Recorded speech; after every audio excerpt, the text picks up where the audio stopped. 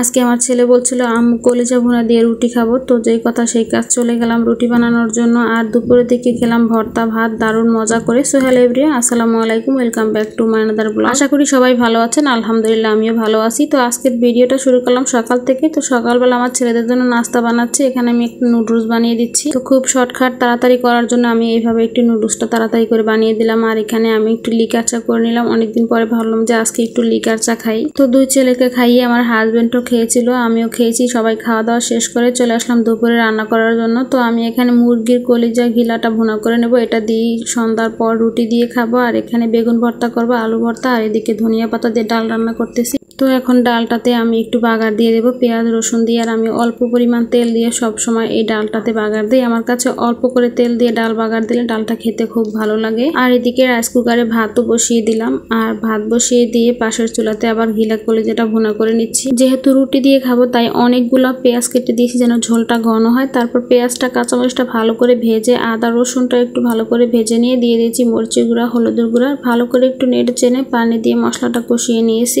মশলাটা কষতে থাকুক। আর পাশের চুলাতে আমি বেগুনগুলো ভেজে নিচ্ছি ভর্তা করার জন্য। তো এদিকে আমার মশলাটাও কষানো হয়ে গেছে। এখন আমি দিয়ে দিচ্ছি কলিজাগুলো। এখানে ছিল 5টা মুরগির কলিজা, আর মুরগিগুলো ছিল সোনালী মুরগির কলিজা ঘিলা। খুব মজা হয়েছিল রান্নার পর কিন্তু। তো এদিকে আমি একটু বাটা মশলা দিয়ে দিয়েছি। এগুলো ছিল এলাচ, দারচিনি, লবঙ্গ, গোলমরিচ আর জিরা, সবগুলো একসাথে শিলপাটা বেটে আমি দিয়ে ভালো করে নেড়েচেড়ে একটু কষিয়ে নিয়ে তারপর দিয়ে দিয়েছি পরিমাণ মতো পানি। নেড়েচেড়ে বেশ কিছুক্ষণ রান্না করে নেব। এদিকে ঢাকনা দিয়ে রেখে দিয়েছিলাম যে বেগুনগুলো এখন একটু উল্টে পাল্টে ভেজে নেব ভালো করে। এটাতে আমি শুধু লবণ দিয়ে ভেজে নিয়েছি, যেহেতু ভর্তা করব বেগুন, তাই আমি হলুদ মরিচটার সাথে দেইনি। আমি যখনই বেগুন ভর্তা করার জন্য বেগুনটা ভেজে নিই সবসময় এইভাবে লবণ দিয়েই মেখে ভেজে নিই। আর এদিকে ভাতটাও হয়ে গেছে, ঢেলে নিলাম। আর ভাতের সাথে আমি একটা আলু দিয়েছি আলু ভর্তা করার জন্য। এদিকে কলিজার ঝোলটাও কমে আসছে। আর এখানে আমি একটু ভাজা জিরার গুঁড়ো দিয়েছিলাম, ওটা আর ভিডিও করা হয়নি। আমি সবসময় একটু ভাজা জিরার গুঁড়ো দিয়ে নিই। তো রান্না বান্না শেষ করে দুপুরে খাওয়া দাওয়াটা শেষ করে নিলাম। তারপর সন্ধ্যার দিকে আমার ছেলে একটু চা বানালো। দেখতেই পাচ্ছেন চায়ের কালারটা খুব সুন্দর, তাই না? এটা আমার ছেলে বানিয়েছিল। তারপর চলে গেলাম রুটি বানানোর জন্য। তো এখানে আমি আটা রুটি বানিয়ে নিয়েছিলাম। আর খুব সুন্দর একদম ফুলকো ফুলকো করে রুটিগুলো বানিয়েছি। আর এই রুটিগুলো অনেক নরম আর সফট হয়েছিল, কারণ যখন আমি আটাটা সেদ্ধ করেছি তখন আমি পানির সাথে একটু তেল দিয়েছি। তারপর ভালো করে আটাটা অল্প আছে সেদ্ধ করে নিয়েছি। আর একদম সবগুলো রুটি ফুলকো ফুলকো নরম নরম হয়েছে। তো মুরগির কলিজা আর ঘিলা দিয়ে কিন্তু রুটিগুলো অনেক মজাও হয়েছিল। কিন্তু মুরগির কলিজা ঘিলাটা আমি মূলত রান্না করেছি ভাত দিয়ে খাওয়ার জন্য। তো আমার ছেলে হঠাৎ করে বলছিল যে আম্মু এগুলো দিয়ে রুটি দিয়ে খেতে অনেক মজা হবে, তাই আমার ছেলের কথা অনুযায়ী একটু রুটি বানালাম আর এগুলো দিয়ে খেলাম। আসলে অনেক মজা হয়েছিল।